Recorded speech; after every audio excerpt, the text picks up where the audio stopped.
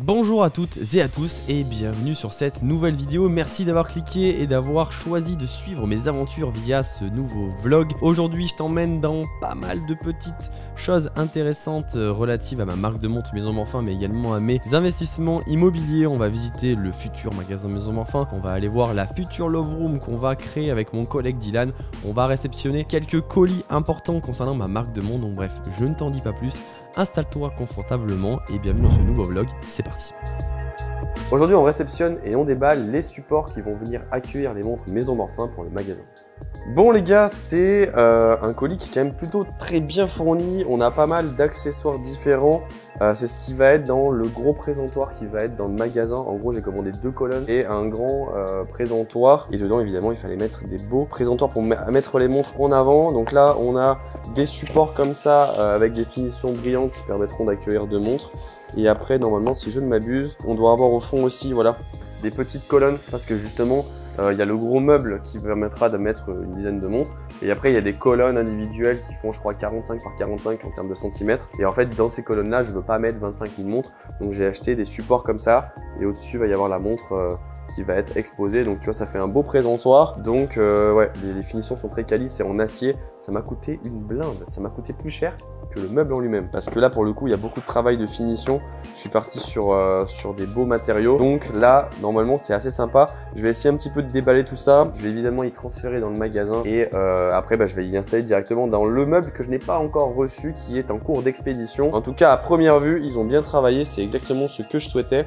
Et ça va être plutôt sympa.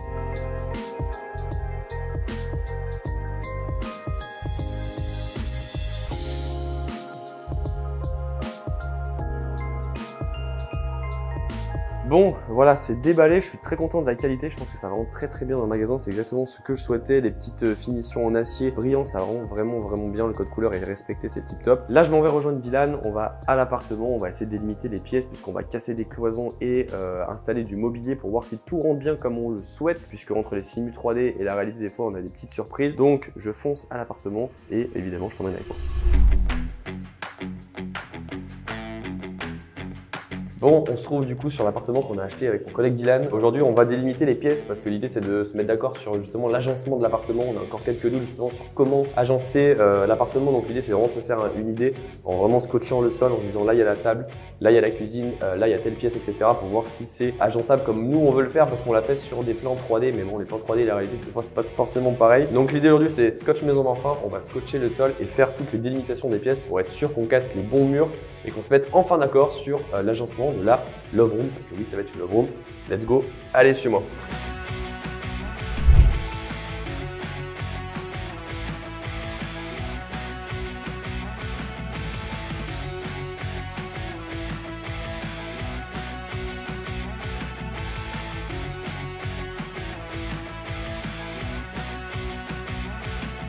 Bon, après moult réflexions, je pense qu'on a à peu près choisi comment on va agencer l'appartement. Donc je te fais la petite visite.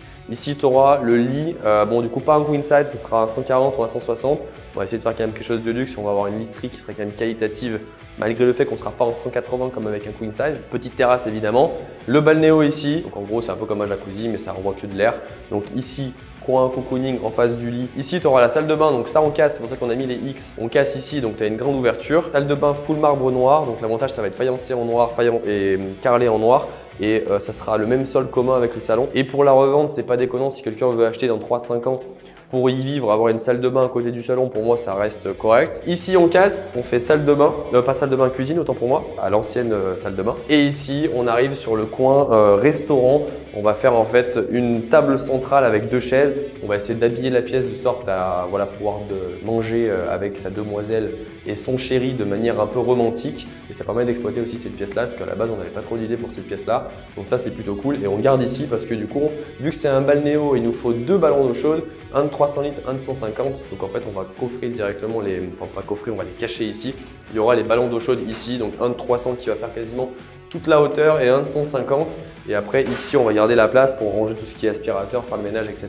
Donc voilà, l'idée c'est de faire ça, parquet au sol. On va être sur une thématique rouge et noir, du marbre essentiellement là-bas, enfin imitation marbre. Et si ça change pas, normalement ça restera comme ça. On va commencer les travaux. Mais je pense que ça reste assez viable comme idée. Donc on va rester je pense là-dessus.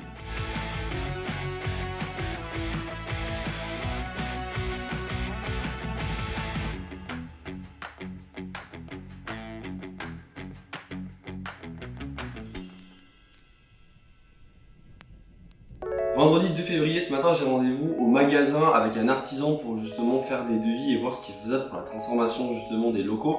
Parce que du coup, sur les murs, il y a pas mal de choses à enlever, à retirer, à reprendre les murs, etc. Donc là, je t'emmène avec moi, on va aller voir le magasin. De une, je pourrais te montrer un petit peu à quoi il ressemble puisqu'il est vide maintenant et te faire un petit peu une visite des lieux. Et de deux, surtout, rejoindre l'artisan, être fixé sur ce qui est faisable et pas faisable. J'ai également reçu la devanture et les logos qui vont être dans le magasin. Donc ça me permet justement d'amener ça au magasin. Donc je t'emmène avec moi. Il est 9h15, j'ai rendez-vous à 9h30. On est un petit peu en retard, c'est parti. Je me suis rendu du coup aujourd'hui dans le magasin Maison Morphin, du moins le futur magasin Maison Morphin, pour faire un petit point sur les travaux, étant donné que du coup on était sur un magasin avant de vêtements pour bébé et qu'il y a forcément quelques travaux à prévoir. Ce matin du coup il y a un artisan qui est passé pour voir avec lui tout ce qu'il y a à changer. Donc il y a un devis qui est maintenant en cours, donc il y aura du coup à déplacer certaines prises pour qu'on puisse justement avoir des commodités au niveau des présentoirs qui sont lumineux et qui nécessitent du coup de l'électricité. Au niveau de la façade, on a également fait un point avec l'artisan puisque lui-même connaît une entreprise locale sur Valence qui travaille dans l'enseigne. Et là, simplement, il faudra tout remplacer. Il y a de grandes chances quand même que le magasin soit de couleur blanc au niveau de l'extérieur parce que la porte est toute neuve. Une porte, ça coûte énormément cher et elle est blanche actuellement. On va quand même se renseigner pour potentiellement la repeindre si on part sur un code couleur noir. Mais en tout cas, voilà, l'idée c'est quand même que le magasin soit lumineux. Donc une devanture blanc, ça peut être quand même intéressant. Étant donné qu'en plus dans le magasin, on sera essentiellement blanc et crème. Ça peut coller même si aujourd'hui, voilà, le logo est noir et doré. Donc voilà, les devis sont en cours et d'ici quelques semaines, on sera fixé, on pourra lancer les travaux, commencer l'aménagement, soumettre à la mairie justement les codes couleurs, les plans d'évacuation, les notices, tout le tralala, toute la paperasse française afin qu'on puisse ouvrir en temps et en heure le magasin qui devrait normalement être ouvert autour de mai 2024.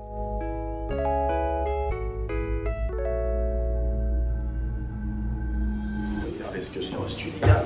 On va aller ouvrir, normalement c'est les samples pour les pièces détachées des futurs enfants qui arrivent en avril. J'ai hâte.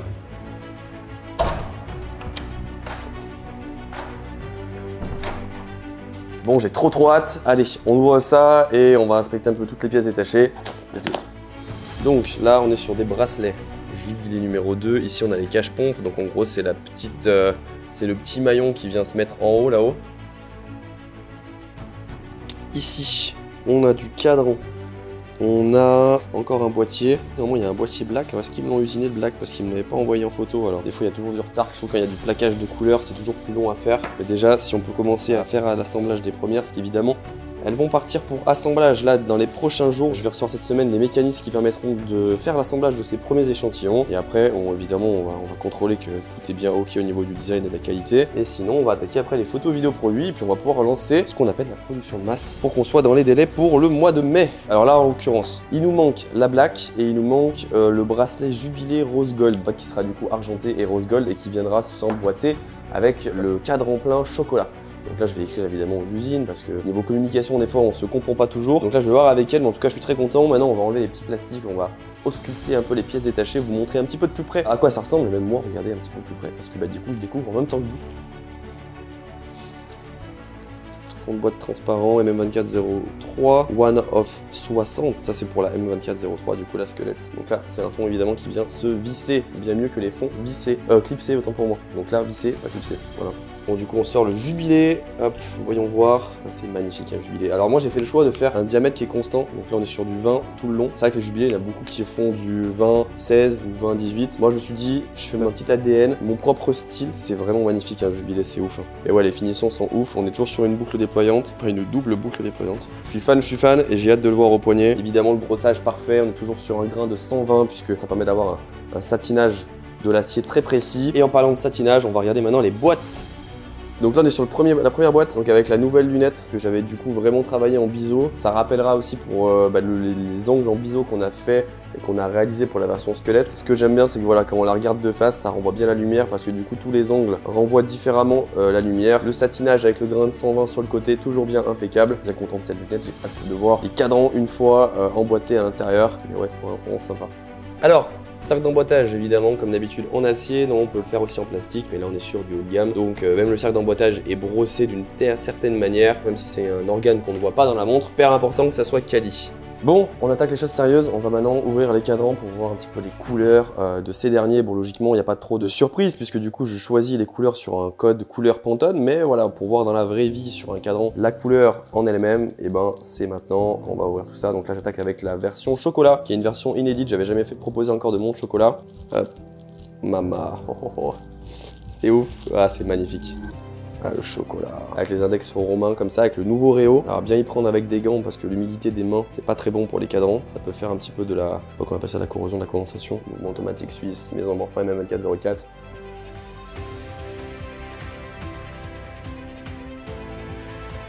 Hop, le reveal dans quelques instants les amis. J'essaie de pas endommager parce que bon, on est sur des index appliqués, donc rien, pas trop appuyé, rien arraché non plus. Voilà, magnifique. Vraiment content du résultat.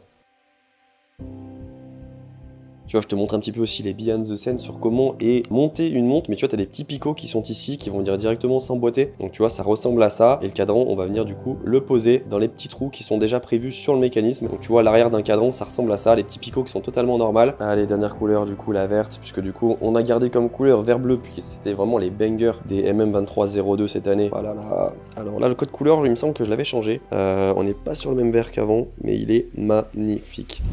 J'ai également mis un petit rebord, un petit contour autour du disque de date. Je vais pas être le seul à bien kiffer ce type de couleur. Là, c'est la version squelette, donc c'est un cadran ajouré avec plusieurs étages, donc évidemment, c'est un petit peu plus épais. Et là, j'ai vraiment travaillé les biseaux, chose que j'avais pas forcément travaillé pour celle que j'ai au poignet.